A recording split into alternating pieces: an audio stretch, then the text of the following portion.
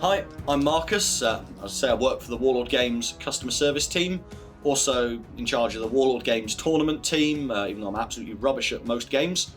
And this is a bit of a different army for me. I tend towards the very small, very elite armies with a huge giant centerpiece, normally some kind of horrible German tank. This was a project where I was really coming out of the cold with regards to doing historicals. I'd done a lot of World War II. I'd never really touched ancients properly. And one of the things I find with the Second World War and later history, everything's very regimented, everything's very samey. In as much as more or less all of your guys are wearing the same uniforms, all of the equipment's pretty standardized. Once you've painted, for example, a squad of Winter Germans, you've really painted all the squads of Winter Germans in your army. The scheme is more or less the same, and all that's really left to do is kind of get better at that scheme progressively and get it quicker and more refined. With these, what I really wanted to do was go for some variety in what I was doing over a fairly unified base. And the unified base in this case is none of them are wearing any clothes, or none of them are wearing very many clothes at all. And I actually think our range of naked men is one of our most underrated and weirdly complete ranges. I mean, seriously, go and have a look on the website. There's tons of them. It's a little bit strange, frankly. And I thought, well, let's try it. Let's see if I can use all of the naked men we make and make some Britons. One of the really cool things that distinguishes Britons for me in our model range from, Germanic tribesmen or Celts and Gauls is the things like the heads, the Battersea shields, all the bits you get in the extra British upgrade pack, the metals that come with the plastic box. So I had some really good opportunities for conversion in here. Nothing too heavy, which is nice. It wasn't too time consuming, but a lot of things. There's a lot of head swaps you'll see in this army with the woad spiked hair and the big fancy droopy mustaches. I thought, well, it's a really cool opportunity to explore the idea that the Romans had of Britain as this terrifying, mysterious place where it was inhabited by monsters and magic and giants and things. And, really play with that idea of, well, this is what the Romans are scared of. And it's that otherness of, why would they charge into battle, completely starkers, if they didn't have some kind of special magical power. I think SPQR is a really good way to represent that because it is, there's history there, but there's also some quite larger than life history in some of the things that your heroes can do. This project is a classic for my projects, which basically means I did it at the absolute last minute and finished it at 9 o'clock in the morning, having basically worked all through the previous night, all through the previous day, and just absolutely hammered these out. I'm really not one of those people that can sit there and plan a project and stick to it in that disciplined way. I can't do that quite as effectively. What I find motivates me is sheer fear that, well, these have got to be done by Monday, and it's Friday now, so I guess they're getting done. And you know what? It normally works out okay, and I think these guys actually came out quite nicely. And I find I do really enjoy it when, it's sort of 4 a.m. and you sat there muttering away to yourself and sweating over a painting table. And, you're right in the zone, you're really enjoying the grind. And then you get out the other end and it's finished and you kind of sit there and go, whew, that was a bit of a marathon. And I find that's really quite satisfying in a strange masochistic way, I think. So my 3 favourite kind of characters or models, if you like, in the army, I really, really love this bloke here. You can see him with the head.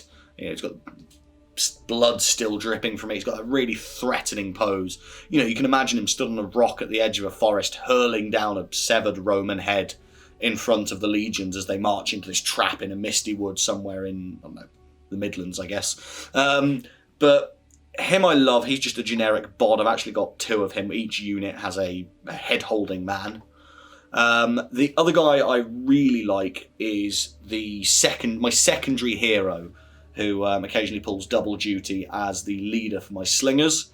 I think he's from the Linebreakers kit, and he's a bit unusual in that he's one of the very few models that isn't a slinger that's actually wearing trousers, and that, as shameful as that is, I do think he's a really cool model. He's just got such dynamism to his pose, the combination of that momentum, one leg up in the air, the spear back ready to thrust, and he's got an amazing mullet as well. It's the best hockey hair I've ever seen on a model. And then your third guy is the obvious one. He's kind of front and centre and leaves nothing to the imagination. He's my druid.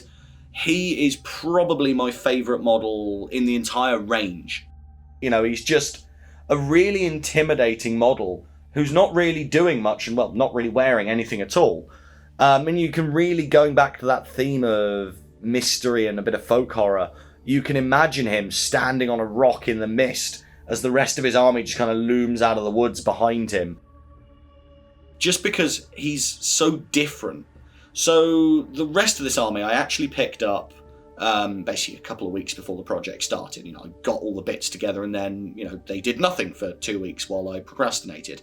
But the druid I've actually had for about 2 years. I bought him basically just a little while after I joined the company. And I always thought I wanted to do something with that model because he looks so menacing and he's just got such presence. The pose, that power stance, the antler mask, just those ripped abs, he just looks scary. And he was the first model I painted in the army as well, actually, to really get me into the mojo and to get the feel for what the rest of the army is. So I think he really informs the character of the army. So absolutely, I think he is my favourite, but there's a couple of others with so much character in this army. So they don't play well on the table, but that's mostly because they're commanded by me, and I am pretty famously awful at wargames. I mean, the absolute highlight and the best summary of my wargaming career that I've ever had, Rick Priestley once told me I'm bloody rubbish at rolling dice. And that, I think, you can carve that on my gravestone already. That says it all. But there's a bit of an old school version 1 SPQR vibe to this army. Because the first edition of SPQR was very much all about the hordes of loads and loads and loads of bodies with reckless charge. And whatever you ran into, it didn't matter what they could do to you because you would just steamroll over them.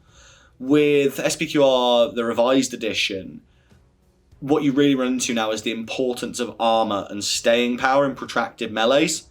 And this army hits like a bit of a hammer, but it's a glass hammer. It doesn't have any real staying power whatsoever. And up against things like Romans with mail and large shields, this army really does suffer quite a bit. It doesn't do stunningly well on the tabletop, but I think probably I could be running the dirtiest, most competitive army that it's possible to make out of this list, and I would still get absolutely clobbered 9 times out of 10. For this project, there's a few bits and bobs I want to add, but I very much tend to be the kind of guy that makes a project for when I need a project, if that makes sense. I don't tend to do an awful lot of background hobby for hobby's sake. Obviously, I love what I do, I love working on the models, but I like to have that focus of, okay, I need this thing ready for this day.